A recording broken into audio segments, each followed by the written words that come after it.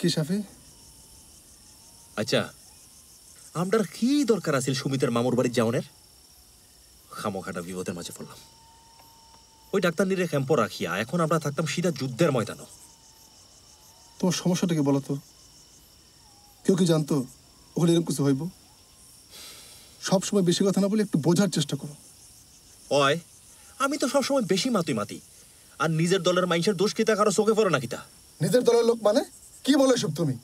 সবাই একসাথে যুদ্ধ করতে আসছি, দলবেলা কোথায়? আশ্চর্য! তুমি সবসময় না বুঝে। থামেন আপনারা, আল্লাহর ওয়াস্তে থামেন। আল্লাহ পাকের হুকুম যেভাবে হবে আমরা ওইভাবেই এগোবো। কে জানে, হয়তো আল্লাহ পাক আমাদের যুদ্ধের ময়দান এখানেই লেখা রাখছেন। হুনরে সুলেমন, তোমারই তো আধ্যাত্মিক মাত আমার মাথা দিয়া কম ঢুকে। আমি তো কোনো আধ্যাত্মিক কথা কই নাই ভাই, আমি শুধু আল্লাহ পাকের হুকুমের কথা বলছি।